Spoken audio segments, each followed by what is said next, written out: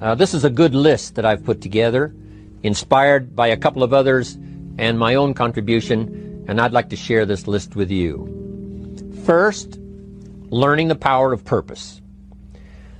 A person who has purpose in their life, they have something to go for, some meaning.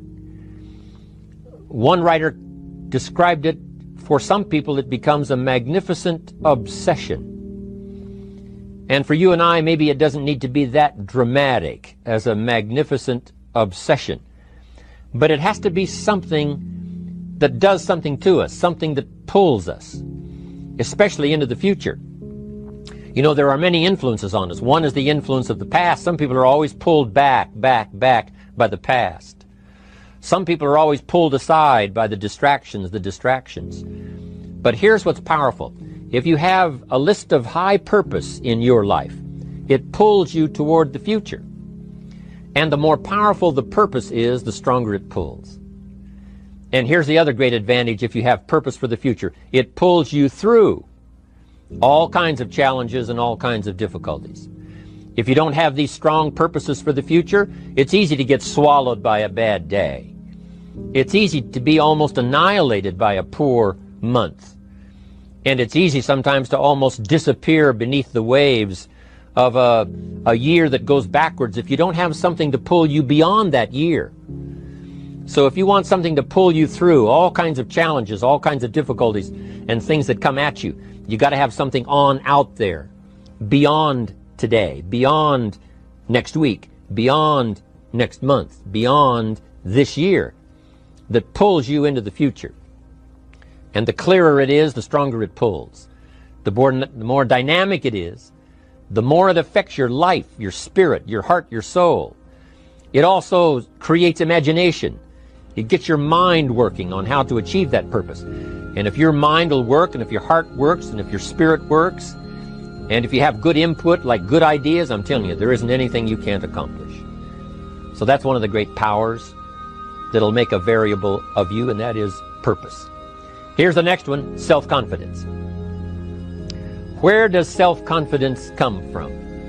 And this is the best advice I can give you on that. Not neglecting, first of all, the small daily disciplines. Self-confidence really comes from feeling good about yourself. And one of the best ways to feel good about yourself is at the end of the day to know that you poured it on. You did your best. If you conducted a meeting, you did the best you could. If you made a phone call, it was the best phone call you could possibly make. If you wrote a letter, it wasn't a casual letter, it was your best letter. At the end of those kind of days, when you feel good about yourself, self-confidence starts to rise.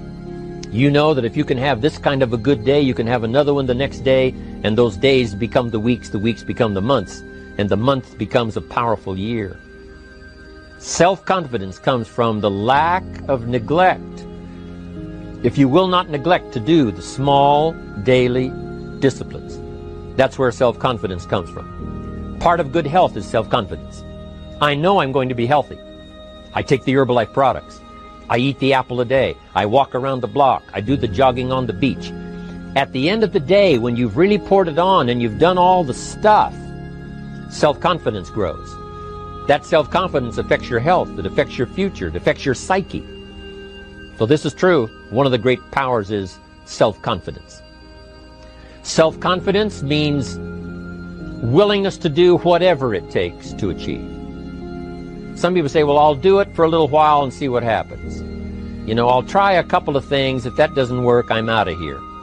And all of us know that that kind of person doesn't have much of a future. But if you're willing to do whatever it takes, if I have to learn a couple of things, I will learn those things. If I got to learn 5 or 6 things, I'll learn all 6.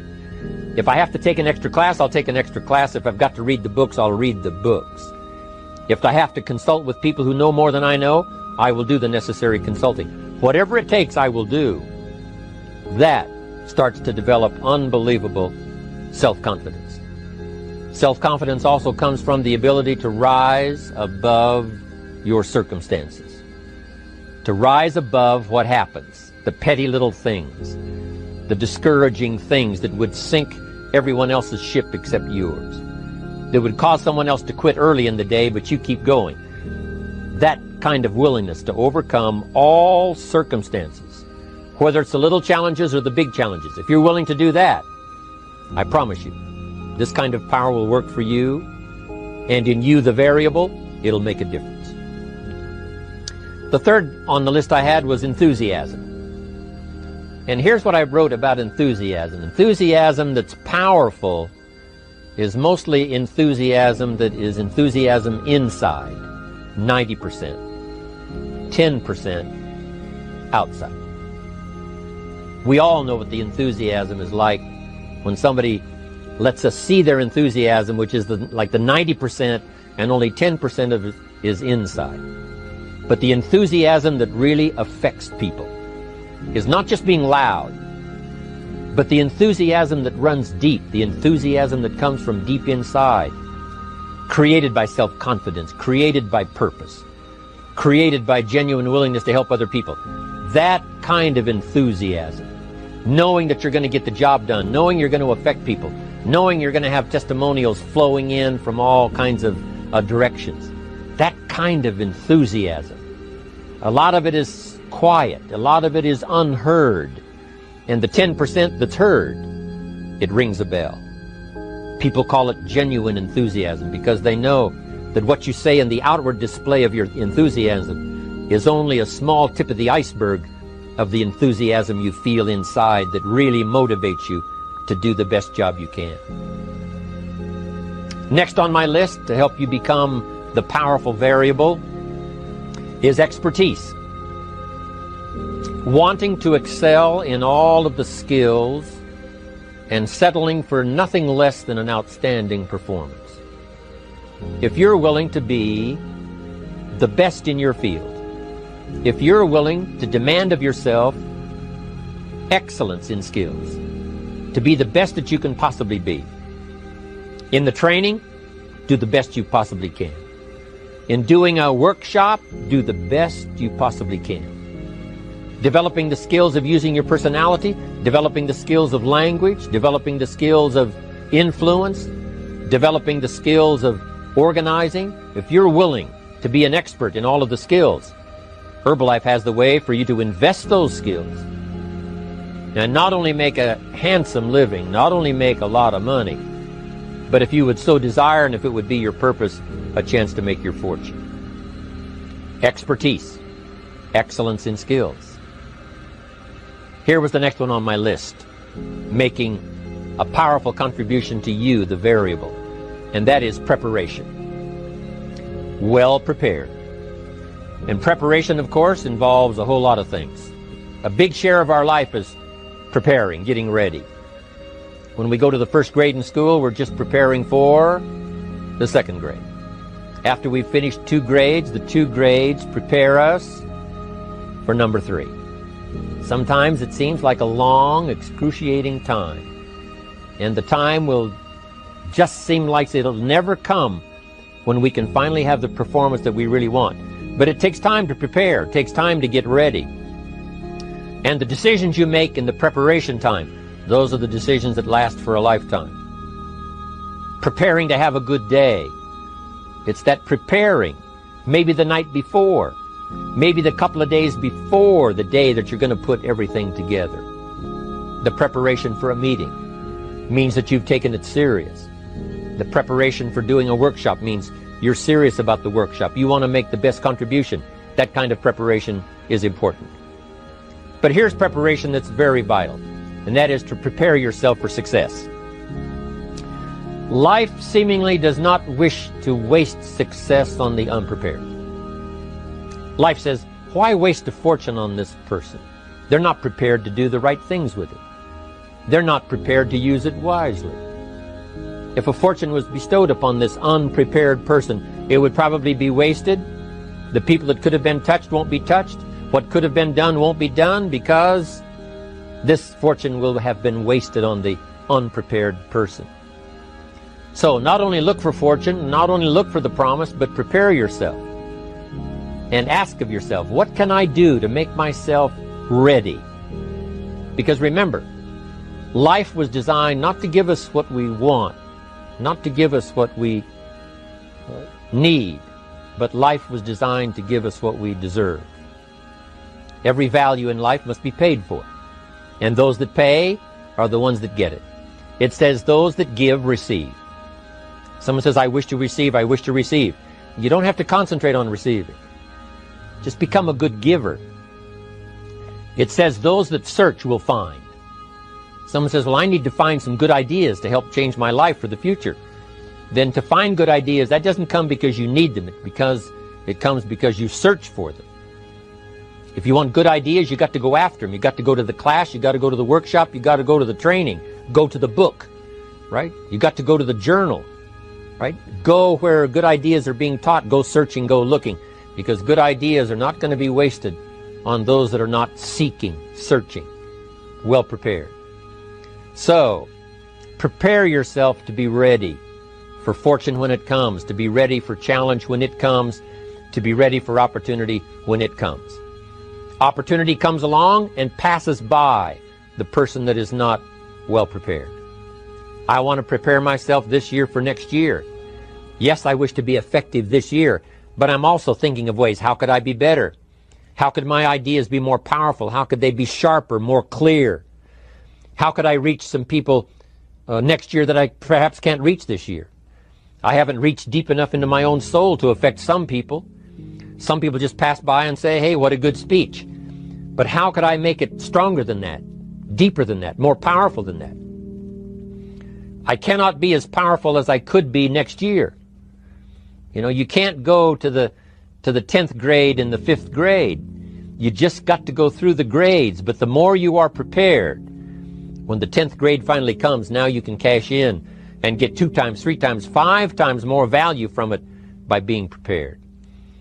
I want to do my best this year for Herbalife, but I also want to get ready for next year, 1999. And then when the year 2000 comes at the turn of the century, I want to be well equipped by language, by instinct, by temperament, by personality, by influence, to really be valuable the year 2000, 2001, 2, 3, 4, 5. That's my goal. I'm sure it's your goal. Now here's the next one. There's great power in self-reliance. Self-reliance means you simply look mostly to yourself. It would be nice if someone just gave you this, gave you this, gave you this.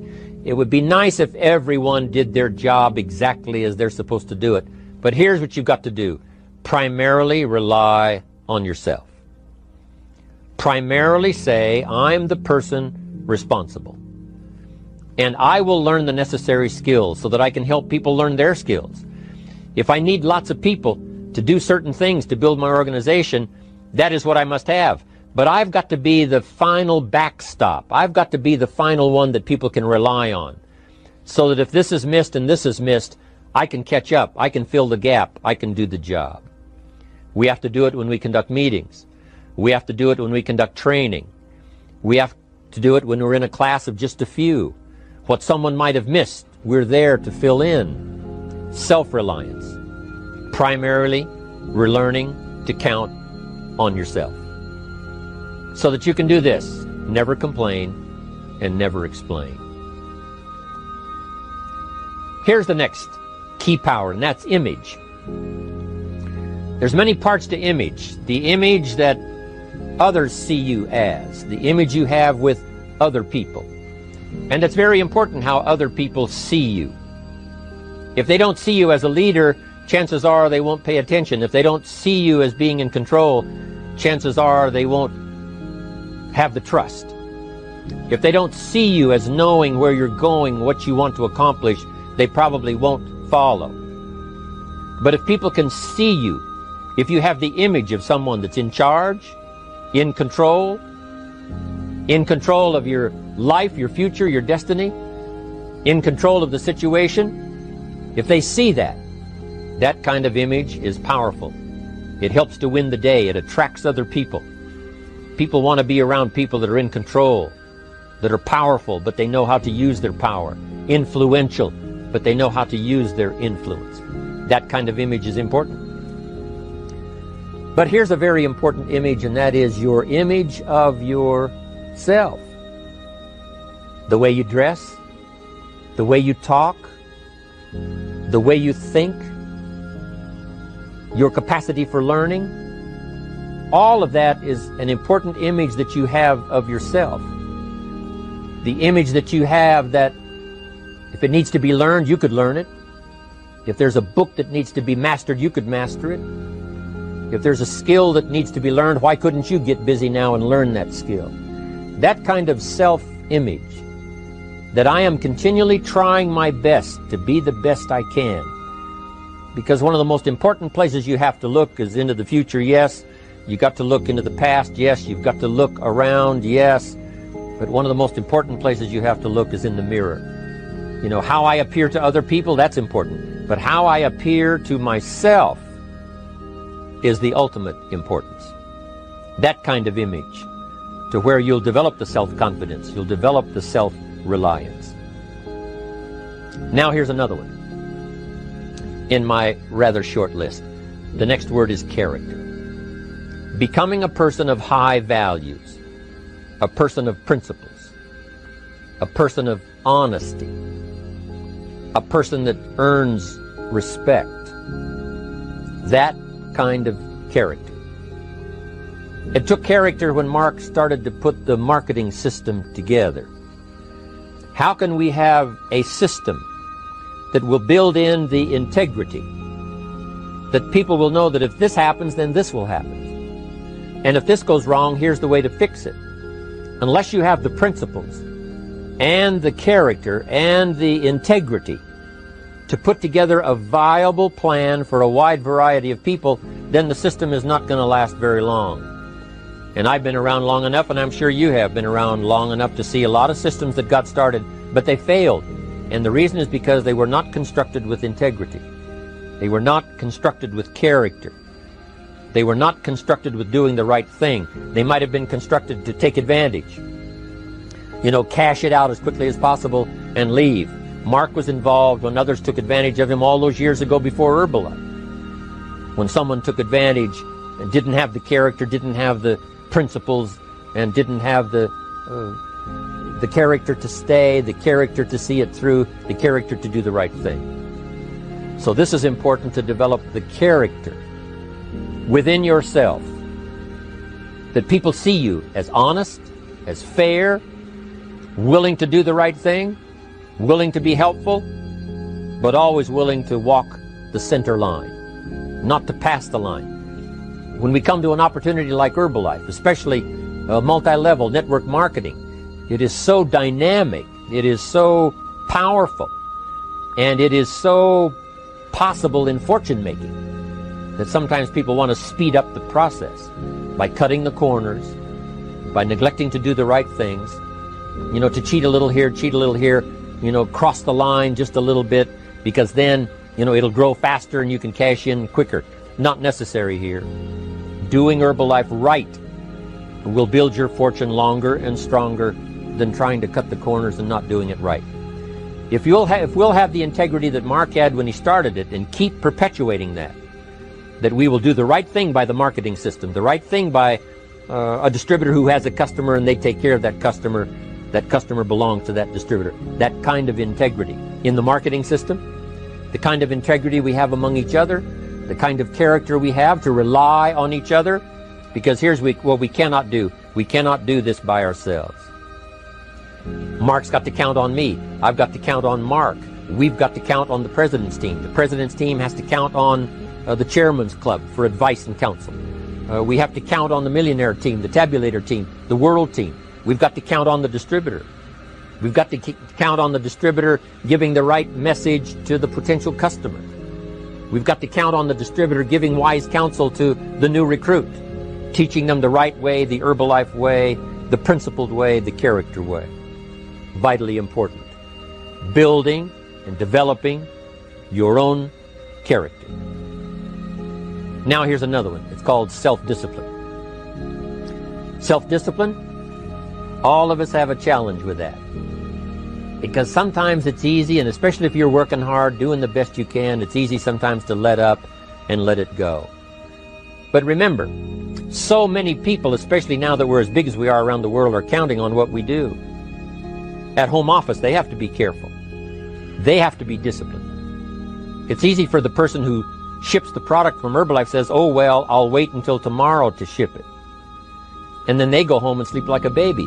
But the distributor who's waiting for that product doesn't sleep that night, or doesn't sleep when the product doesn't show on time. But if everybody will have the discipline to say, I will do the best job I can. I will make mistakes, of course, because we're all human, but I'll try to remedy those mistakes and do the best job I can. That kind of self-discipline that understands how important your part is in all of the functions that work. Coming to work on the set here, HBN, there's so many people that play a part. And each one of the parts that are played is necessary to put on the broadcast, make it viable, make it real, make it powerful. Any couple of them missing, and it would be a disaster. But all of it put together, and it works like a charm. Each person developing the self-discipline to do their part, do their job. Here's one more, and that is the power of extraordinary performance and demanding of yourself excellent results. This is so important. If you want to live extraordinary, you must do extraordinary. If you want an extraordinary income, you must do extraordinary things. If you want an extraordinary fortune, you must go with the demands of what it takes to have that fortune. Mark has made such a fortune, it's almost beyond comprehension what the numbers really are. But guess what he has the satisfaction of knowing? He earned it all. If he'd have been lax in the performance, Herbalife would not be here these 18 years later. Herbalife would have been a footnote in multi-level history. But because he performed year after year, the 3rd year and the 5th year, and the 7th year and the 10th year, and the 12th year and the 15th year, and now performing well in the 18th year, I'm telling you, that's what makes it such a viable fortune for Mark personally, of course, because he did the job. If we would ask of ourselves that kind of performance, and you've got to ask it of yourself. You know, I can't ask it of you. I would try to inspire you. I would try my best to share with you what it might taste like, what it's like to finally make your fortune. It happened for me.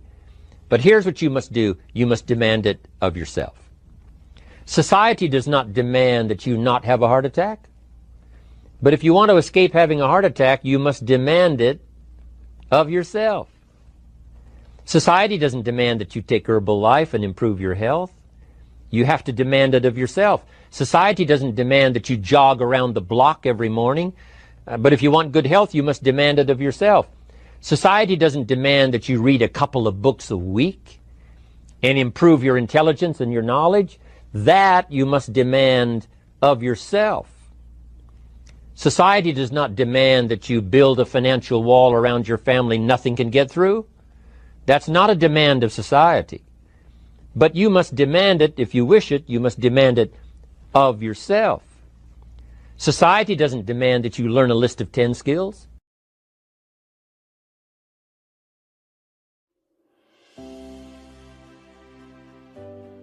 So I like to talk about all the things that made it work for me and see if that might not be valuable for someone else. So I want you to take some good notes. If you're ready to take notes, say, I'm ready. Ready. Here's the first one. Profits are better than wages. Once I understood that, I got rich. Profits are better than wages. Nobody taught me that in high school. I went to college for a year and a half. I never heard it. I'm 25 and broke. I'm not destitute. I'm broke. Too much month at the end of the money is broke. And I finally hear this philosophy. Profits are better than wages. Now here's the phrase that goes with it. Wages make you a living, which is fine.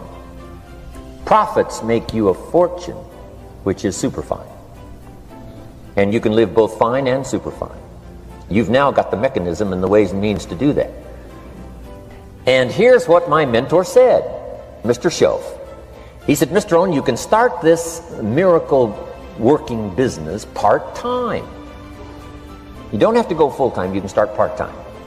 And he said, if you'll devote, to start with, let's say 10, 12, 15 hours a week, where you'll start making a profit, here's what you can now say.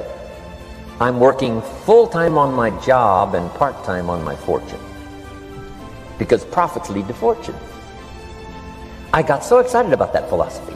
I'm working full-time on my job, but now I'm working part-time on my fortune. I found a way not only to make a living, you won't believe this, I found a way to make a fortune. Can you imagine what that's like then to get up in the morning? To go to work on your fortune? Not to go to work to pay the rent, which is okay, but a chance to go to work to make a fortune? And I said, right now I'm working part-time on my fortune and full-time on my job, but it won't be long until I'll be working full-time on my fortune. Can you imagine what life is going to be like?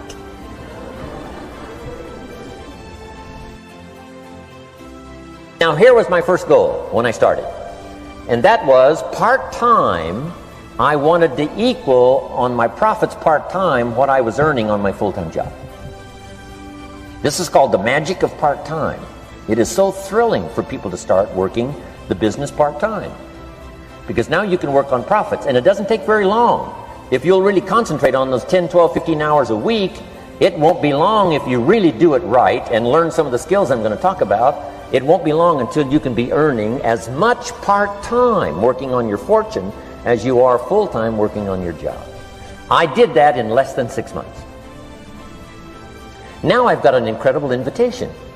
I found a way part-time to work on my fortune, and I'm making as much money at that as I am on my full-time job. Would you like to hear my story? It was incredible. Now here was my second goal, to make twice as much money part-time working on my fortune as I was working full-time on my job. And I reached that in less than a year. Making twice as much money part-time working on my fortune as I was full-time working on my job. Now I've got an incredible invitation that won't quit. I found a way, through a unique opportunity, to work part-time on my fortune, and I'm now earning twice as much money as I am working full-time on my job. Would you like to hear my story? Do you imagine anybody would say, no, I don't care to hear your story? No. Everybody I said that to said, wow, yes, what are you doing? I said, I'm glad you asked. Let me tell you. Now, when I started making twice as much money part-time as full-time, here's my dilemma. I didn't want to go full-time. And why not go full-time? And the reason was because I didn't want to give up my electrifying story. Right? It was so powerful, nobody could resist the invitation to at least take a look. I didn't want to give it up, and I hung on for I don't know how long until it was, almost insane. And then finally, reluctantly, I gave up my full-time job. Here's the next one. Philosophy that helped change my life. It's not what happens that determines your life future. It's not what happens that determines your life future. It's what you do about what happens. All of us are in like a little sailboat. And it's not the blowing of the wind that determines your destination. It's the set of the sail. So jot this phrase down. It's one of the best to understand. Kids need to understand it. The same wind blows on us all. The same wind blows on us all. The wind of disaster, the wind of opportunity, the wind of change. The wind when it's upside down, the wind when it's favorable and unfavorable. The same wind blows on us all. The economic wind, the social wind, the political wind. The same wind blows on everybody. The difference in where you arrive in 1 year, 3 years, 5 years, the difference in arrival is not the blowing of the wind, but the set of the sail. And that's what learning is all about, to set a better sail this year than last year. To set a better sail. The first 6 years of my economic life, I wound up broke. Second 6 years, I wound up rich. You say, well, the Democrats must have finally gotten power. No. No. It was not a political change. Here's what changed the second 6 years of my economic life. It was my philosophy that changed. The set of the sail of better thinking, correcting the errors of the past and picking up new disciplines for the future. That's all I had to do at the end of the first 6. Correct the errors of the past and then pick up some new disciplines for the future. And my total life changed. The second 6 years was totally different than the first 6 of my working life. And guess who can do that? Anybody. Now you can keep on the same path for the next couple of years as you have the past 2. But if you wish to, and maybe everything's okay for you and you don't need to, but if you need to make some changes, I'm telling you, you can start doing it today so that the next 2 years will be drastically different than the last 2. And anybody who wishes to do that can. And you can do it between ages 40 and 43. You can do it between ages 13 and 15. You can do it between ages 60 and 62. Any 2 years, any 5 years that you wish to drastically change from the previous 5, you can do it. If you wish to. Now this isn't written. This is not a law. Here's what it's called: opportunity. But if you don't know you can change, if you don't know you can drastically change your income, change your future, change your health, change your marriage, change everything, if you don't know that, some people then go year after year after year after year not making much change simply because they didn't get to the class. They never read the book. They never went to the seminar. They never made the discovery. They didn't seek for the knowledge of how could I make my life better. And if you just rock along, I'm telling you it's okay. Anybody can live any way they choose, but I'm here to tell all of you that if you wish to, it's possible to make the next 3 years totally different than the last 3. And all you have to do is just a few things. So if you got that one now, it's not the blowing of the wind that determines your income. It's not the blowing of the wind that determines your fortune. It's the set of the sail. And that's why we gathered here today. Maybe I've got some ideas that'll help you with a couple of little things about setting the sail of your thinking that might drastically give you multiplied more benefit the next 3 years than you've gotten in the last 3. So it's not what happens. What happens to everybody. Chevron years ago brought me in to talk to management. They said, Mr. Rohn, you travel around the world and you're fairly knowledgeable. What do you think the next 10 years are going to be like? I said, gentlemen, I can tell you I do know the right people. So they all leaned forward and listened carefully. And I said, gentlemen, the next 10 years are going to be about like the last 10.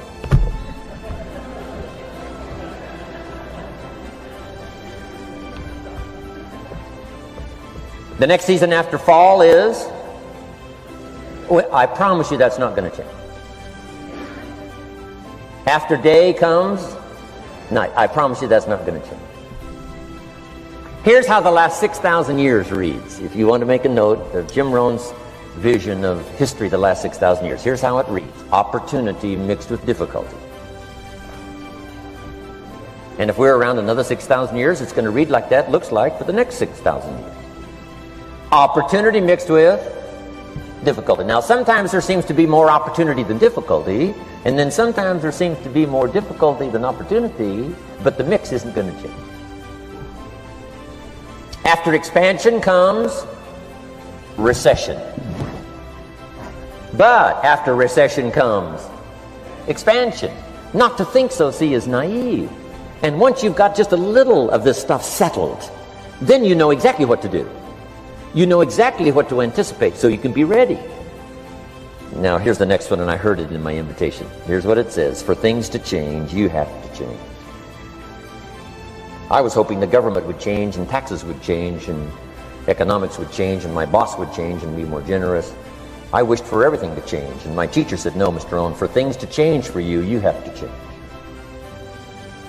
Don't wish it was easier, wish you were better.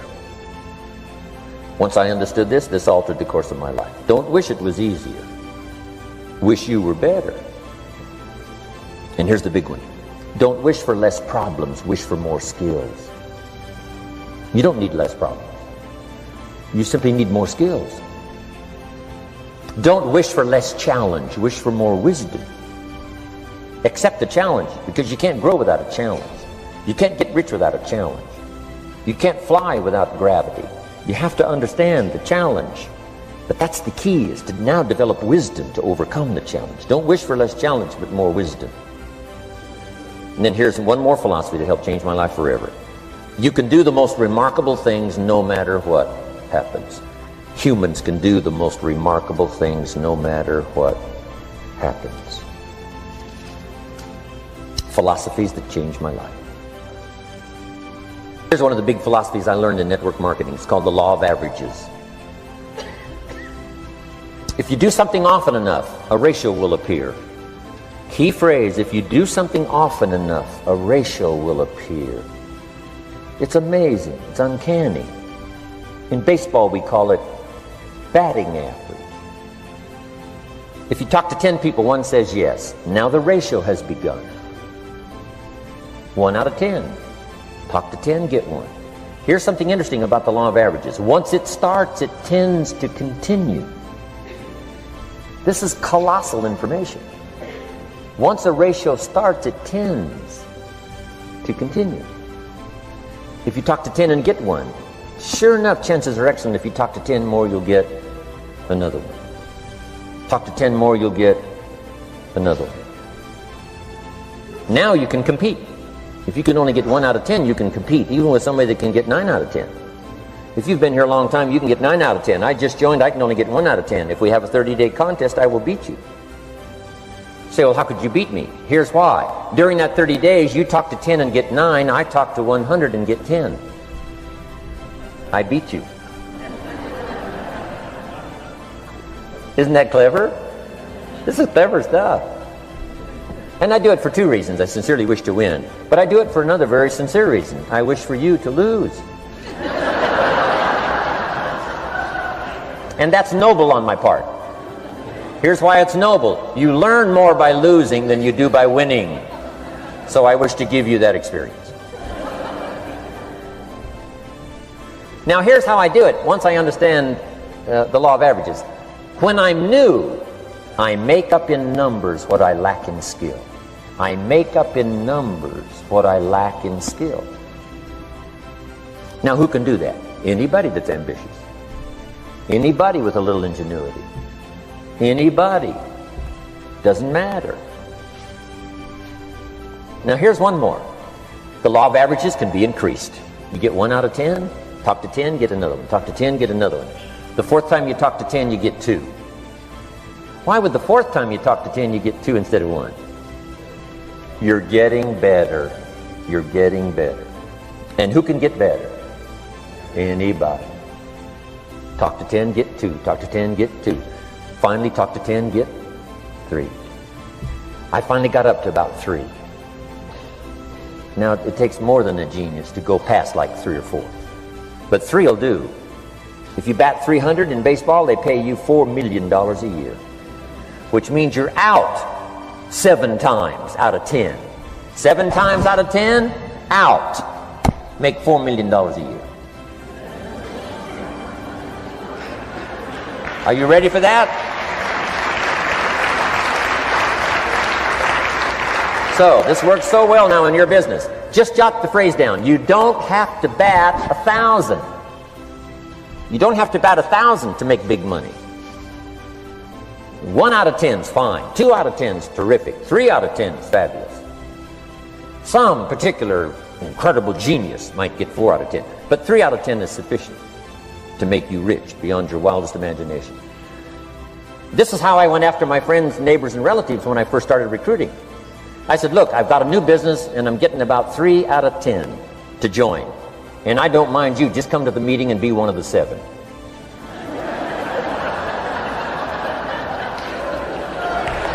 Right? Doesn't matter. Right? You're my friend, you'll do me a favor. And so it's not important to me that you like it. It's not important to me that you join. It's certainly not important to me that you buy. It's just important to me that you listen. One of the reasons, though, I want you to hear the story is because a year from now, if I'm doing well, I don't want you to say, how come you never picked up the phone a year ago? I never got a letter, never got a call. You call me a friend? You're making all this money? You never picked up the phone. So I don't want that to happen. So for 2 reasons, I want you to see what I'm doing. So the year from now, if I'm doing well, I can say, you know, I gave you the opportunity. But also, just as a favor, come and be one of the 7. It doesn't matter to me if you buy or 10. But I need 10 to get through it. And if you're one of the three, wonderful. If you're not, wonderful. It might matter to you. It might matter to you, but it doesn't matter to me. Now, it matters to me because we're friends, but it doesn't matter in terms of my averages. Now, here's the second law that changed my life forever in network marketing. I learned the law of sowing and reaping. And in the law of sowing and reaping is also the story of the law of averages. Jot this down. The story of the sower comes from the Bible. I'm an amateur on the Bible, but this is such a useful story. Here's what the story says.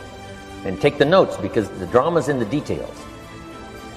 The sower was ambitious. Evidently he was ambitious. When you read the whole story, you'll conclude, yes, this was an ambitious sower. Here was number two. He had excellent seed. The sower who sowed the seed had excellent seed. And the excellent seed can be an excellent opportunity, an excellent product, an excellent story. So we've got an ambitious sower with excellent seed. But now here's the rest of the details of the story. For your information, for the drama of your life, so you can understand things better. Learning some of this is how I got rich by age 31. Okay. Number one, it says the sower goes out to sow the seed, but the first part of the seed falls by the wayside and the birds get it. So jot this down. The birds are going to get some of the seed. The birds are going to get some of the seed. Now you say, well, Mr. Rohn, what does that mean? Well, I invite John to come to a meeting. He said he'd be there Tuesday night. Tuesday night I show up, John isn't there. I say, John, I wonder why John didn't make it. Now I know the answer. The birds. The birds. John had this great idea of coming to the meeting to look at an opportunity, and somebody stole it and said, you're not going to go see network marketing. And he says, well, maybe not. So have you jotted that down now? The birds are going to get some. Now when the birds get some, you've got two options. Number one is to chase birds. And say, well, let me get a hold of the person that talked him out of coming to the meeting. I'll tear him a new page. But I wouldn't do this. Here's what happens if you go chasing birds. You leave the field. If you go chasing birds now, you leave the field, which is going to distract from your future, not add. So you can't chase birds and try to straighten this stuff out. Here's what it is. It's just one of those things. And here's the best comment when things are a little disappointing. Isn't that interesting? You just have to say, I thought sure he would be there. He promised me. He promised me. But I know it was the birds. And you just have to say, isn't that interesting? Now, here's the rest of the story. It says, the sower kept on sowing. See, that was the secret to his success. He kept on sowing. And if you keep sowing, you can sow more than the birds can get because there aren't enough birds. If you keep sowing, there are some birds, but there's not enough. Because the law of averages will work for you. My mentor taught me, he said, you know, Mr. Rohn, there's only 9 or 10 real nasty, miserable people in the whole world. Now he says they move around a lot, you know, and you're liable to...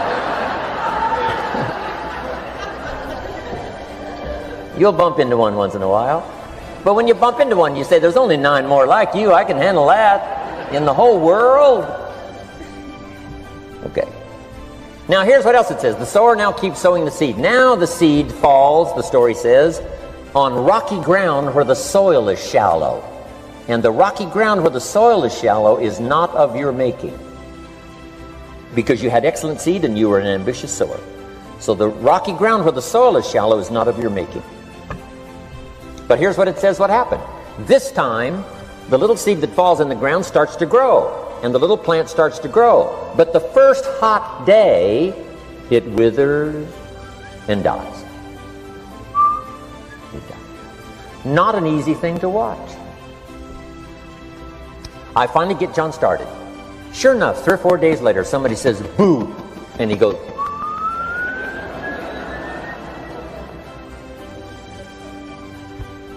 he's gone. Doesn't show up at the second meeting. And I say, I thought sure John would last a week. What happened? Jot this down. The hot weather is going to get some. And this is not of your making. Here's what you must say when that happens. Isn't that interesting? What can you do? The answer is nothing. You say, well, I'm going to try to change this. I wouldn't take that class.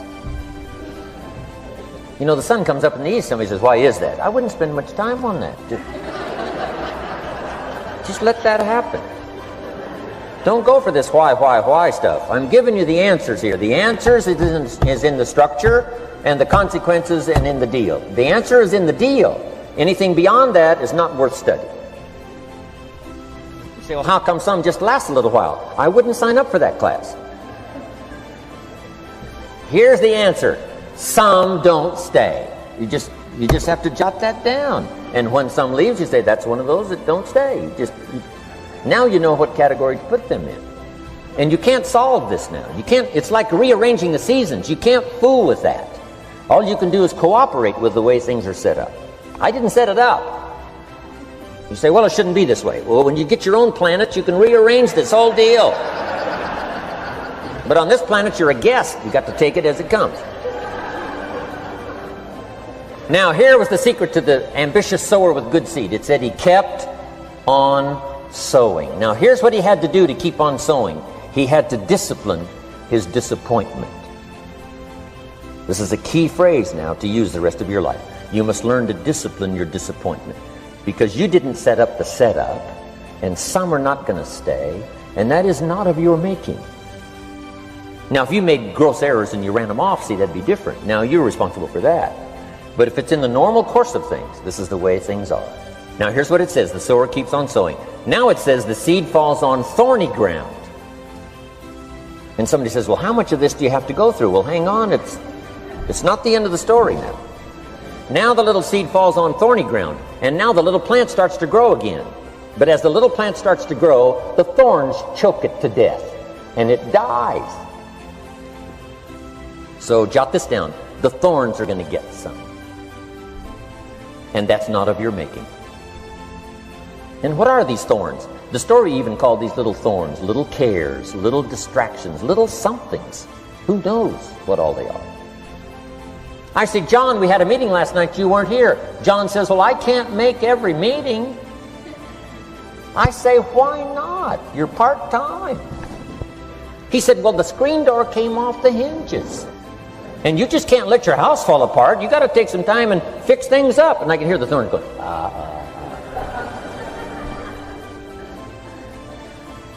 He says some extra trash had piled up in the garage. You can't let mountains of trash take over.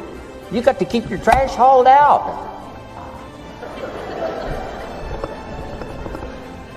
People who let little things cheat them out of big opportunities. People who let little things cheat them out of big opportunities. And you feel almost helpless. What could I do about that? And that's nothing. And you say, well, why is this? I'm asking you not to sign up for that class. Don't sign up for these why is this class. It's just the way it is. Like winter following fall and spring following winter. So if you got that, the thorns are going to get some. But now here's the good news. Let's read the rest of the story now quickly. The sower now what? Keeps on sowing the seed, keeps on sharing the story, keeps on giving an invitation. Yes, the invitation can be more powerful for me as it was 1 year later than it was the first month. Because now I'm saying I'm making twice as much money part-time as I'm making on my full-time job. Yes, the story can be more powerful, but the law of average is still going to work. But now here's what the story said. Finally, the seed falls on good ground. Finally, the seed falls on good ground. Now put this in parentheses. It always will. If you keep sowing. If you share a good idea long enough, it will fall on good people. But now here's the rest of that story. Some of the good ground did 30%. And some of the good ground did 60%. And some of the good ground did 100%. You say, well, why the difference in numbers? I wouldn't sign up for that class. Go on. Have I said that often enough now? Don't register for that class. It's just the way it is. Now, I tried to get the 30s to do 60. Found out it was more than I could handle. I used to say, I'll make them successful if it kills me. I almost died. No, you can't do that. Here's what you do. Let the 30s do 30 to the best of their ability and keep doing 30, because that's how they build their lifestyle and get what they want out of life. And let the 60s do 60, and let the 100s do 100s. Now, how can you get some to do 100%? You got to go through all these experiences, and you got to talk to all these people.